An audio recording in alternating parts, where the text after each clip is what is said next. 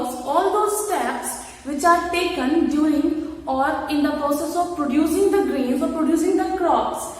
These processes are first preparation of soil, selection and sowing of the seeds, application of manures and fertilizers, irrigation, weeding, harvesting, threshing and winnowing, and storage. In this, first we will start with preparation of the soil. Preparation of the soil involves all those practices or all those methods which help the soil to get prepared to grow the plants. See, when the field is left empty for many months, the soil becomes very hard, lack of nutrients, lack of water. So we have to make changes, we have to prepare the soil so the seeds can be sown properly and they can be grown properly in that soil. So we prepare the soil with the help of two methods, which is plowing, it is also called tilling, and labeling. First we will see plowing, or it is also called tilling.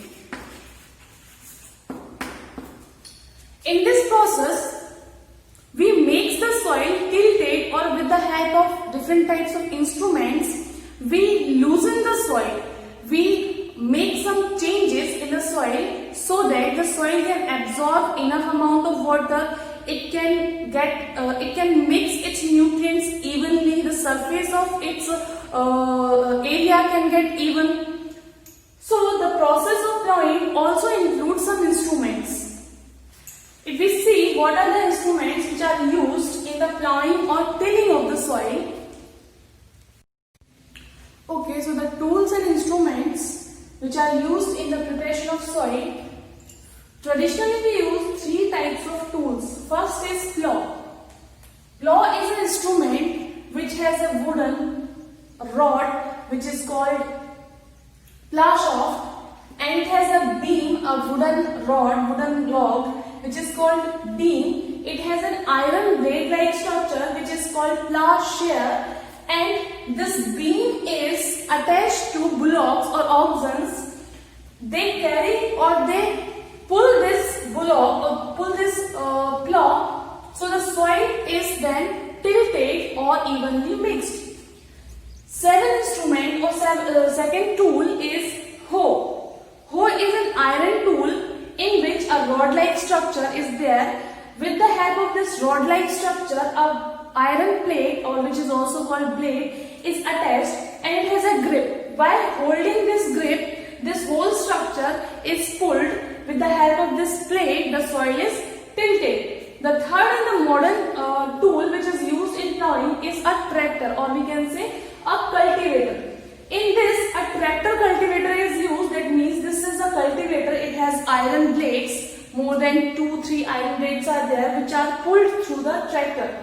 This helps in evenly tilling of the soil and mixing of the soil, and it also saves labor and time. So this is very efficient method nowadays which is being used. The next method in preparation of soil is labeling. Labeling means making the field labeled or plain so its moisture content will not be lost. If it has any big crumbs of the soil or big pieces of the soil, they will be broken down. The soil will get loosened, so the moisture will not release, the irrigated water will not flow easily, and it will help the grains to mix with the soil very easily. The nutrients which are in the form of manures and fertilizers we are going to use in the field will be mixed with the soil easily. This labeling is also done by a tool which quite looks like a plow.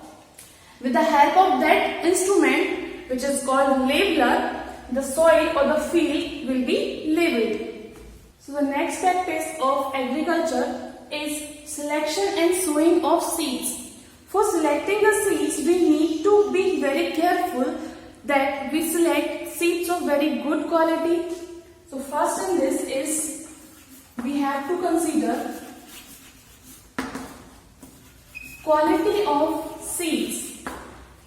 If we are talking about the quality of something, or we are talking about the quality of seeds, that means it should have some characteristics which should be taken care. So here the characters which should be taken care is that has taken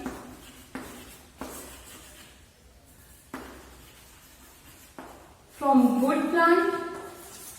Now what is the meaning of good plant is that in the last season this plant from which the seeds have been stored should have given a very good product, very good amount of crop, and it does not has shown any type of disease. So these seeds should also be disease free, and also they should not have any kind of infection free. No infection should be present in this type of seeds. Actually, we can very easily distinguish between these good quality seeds and bad quality seeds. If we will pour some seeds in a vessel filled with water, then the good quality seeds will settle down in the bottom, but those seeds which are destroyed or which are spoiled, they will keep floating on the surface of the water. So this is a very traditional method to know if seeds are of good quality or not. Now we will see sowing of seeds. For growing of the crop, we need to sow the seeds. That means we have to plant or we have to put the seeds in the soil. So before doing this, we have to keep in mind that we have to put the seeds in a soil in a proper distance and in proper depth. So each seed or each plant which is going to be arise from those seeds gets enough space for growth. So we use two types of methods for growing the seeds. One is manual method and then second is mechanical method. What happens in manual method, as the name suggests, manual. So in this method, the seeds are scattered by hand manually by the individual or by the person. We can say scattered manually. This method is very labor consuming method. That means it takes a lot of time and a lot of hard work to complete. The other method, which is right now, which is in the current area is being utilized, is mechanical method. In mechanical method, there are some instruments which are used to scatter these seeds in the field. These tools are called drills. We have two types of drills. Earlier, traditional drill was used. Traditional drill and modern, or we can say advanced drill. This drill is a plow-like structure and it has blades, 2 to 3 blades, which scatters the seeds evenly on the field, and it was pulled or it was done manually by a person or with the help of bullocks. The modern drill is the same structure, but it is now made up of iron instead of wood, so it is more lasting, and also this is not pulled with the help of oxen or by humans, but it is pulled with the help of a tractor. So this method is a method, or this type of drill saves a lot of time and labor. In this section, that is sowing of seeds, we will understand one more terminology, which is transplantation. You might have seen that some plants like rice, when we are growing or when people are growing these plants in the field, they do not scatter the seeds. They directly put the plants, the lightly grown plants in the field. This process is called transplantation. That is because the seed, the plantings of these plants, which is newly grown plants, are very soft, are very prone to diseases, prone to die. That is why these type of seeds are only grown in the nursery, and when they becomes able to grow in the field, these plants directly grown into the field. So we can write here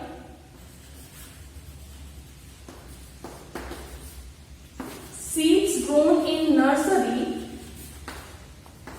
and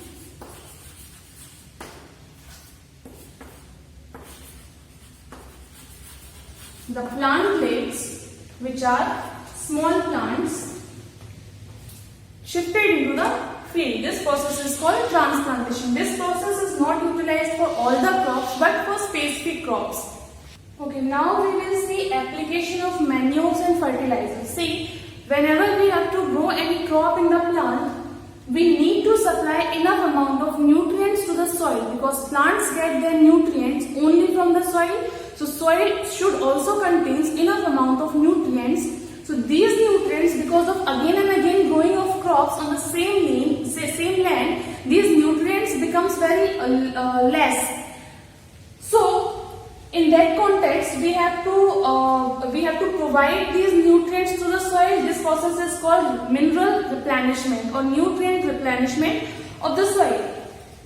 This mineral replenishment can be done by providing or applying manures or fertilizers into the soil. First, we will see manures.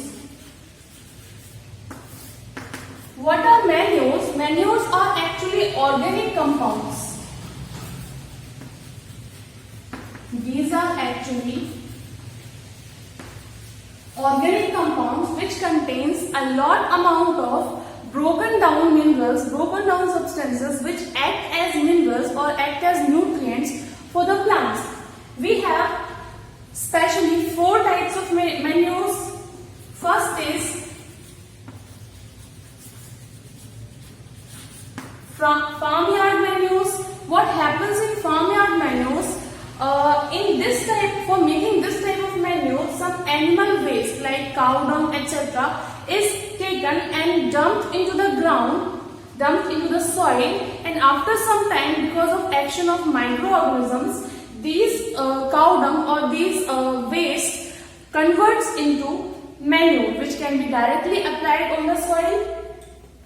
Second is green manure. Green manure, as the name suggests, that when we have to grow the main crops onto the soil, sometime before it, what we do, that we leave the field undisturbed. Because of that, some unwanted plants grow on it. So we leave this unwanted plant as it is, and just before growing the crops or just before sowing the seeds, we just tilt the soil along with these green plants or along with these unwanted plants. So when these plants mix with the soil, they release some nutrients and which can be absorbed by our plants. Third is compost. Compost is quite like farmyard manure. In compost, what we do, we leave some household waste like food material waste, peels of the fruits, remaining of the food. We leave all these things, all these waste in a dump, and some microorganisms act upon it, break these complex substances down into simple substances, and these simple substances act as nutrients for the crops. Next is vermicompost type of manure. Vermicompost type of manure is a very interesting type of manure. Same type of waste material are acted upon by the earthworms. That is why earthworms are called farmers' best friends, because in vermicompost, these household plant or food waste are broken down by the earthworms into the simple substances. These simple substances are absorbed by the plants in the form of nutrients. These earthworms also loosen the soil by penetrating it, so the soil is also able to absorb more water and retain more air inside it. Now we will compare the good and the bad points about using manure. We already know that anything or everything has its good side and its bad side also. So manures also have its advantages along with some disadvantages. So first of all, manure's advantages is they do not cause pollution. This is the best advantage or very big plus point about the manures, that they do not cause any types of pollution. In fact, they increases the soil fertility. Cheaper to have or cheaper to buy. These manures do not use large amount of money for the farmers to expend, so they are very cheap to buy. Any average farmer or any poor farmer can buy them, can be made by self. These menus, if a farmer do not want to buy them from the market, the farmer can make them by himself on his own field. So these are the plus points of menus. On the other hand, it also has some disadvantages. For example, not specific in one nutrient. Unlike the fertilizers, it is not specific in one single nutrient. It contains mixture of different types of nutrients, and it is not having a plenty of nutrients. That means the amount or the quantity of nutrients is not very rich in them. Required in large quantity, because these menus have a less amount of nutrients, so they have to be applied in large quantity. Transportation is cumbersome because they are used or they are required in large quantity, so their transportation is very cumbersome. Second type of providing nutrient is using fertilizers. Now, what are these fertilizers? These fertilizers are chemicals which are having large amounts of any specific nutrient. They are rich in one single nutrient. If we see the types of these fertilizers, we can see that there are three types of fertilizers. First is nitrogenous fertilizers. These types of fertilizers provide nitrogen in enough amount or in rich amounts. Second is phosphatic fertilizers. These type of fertilizers provide phosphate in enough amount. Third is potassium fertilizers. These are the three types of components or three types of minerals which are required by the plant compulsorily. That is why the fertilizers are grouped on the basis of these three types of nutrients. Just like the menus, fertilizers also have some plus points and some negative points. If we see the advantages of fertilizers, they provide specific nutrient. That means fertilizers are very rich in any specific nutrients, be it potassium, be it nitrogen, or be it phosphorus. They are rich in that kind of nutrition. They are absorbed easily. The reason is these fertilizers are some chemicals which can be diluted or which are soluble in water very easily. That is the reason they are absorbed easily by the plants. So they act very fast. Needed in smaller amount because they have enough or they are enriched in specific nutrients, so they are required in very small amount. And because they are required in very small amounts, they are very easy to handle. That means they are easy to store, they are easy to transport. On the other hand, if we see the disadvantages of fertilizers, they causes pollution. This is the main disadvantage of chemical fertilizers, that they cause soil and water pollution because they contains the chemicals which can be harmful to animals if consumed directly. Affect the pH of soil.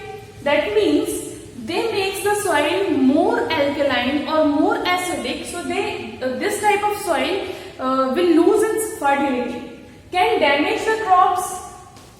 These types of fertilizers, if by mistake are used in larger amounts, they can even damage the whole crop. Causes diseases. If they are used in very frequently, they can also cause diseases in the humans also, because they are retained in the plants, retained in the crops, and when the humans eat these crops, they cause diseases in the humans. These fertilizers are so harmful that at some times, if they are used in a very large amounts, they can even cause cancer.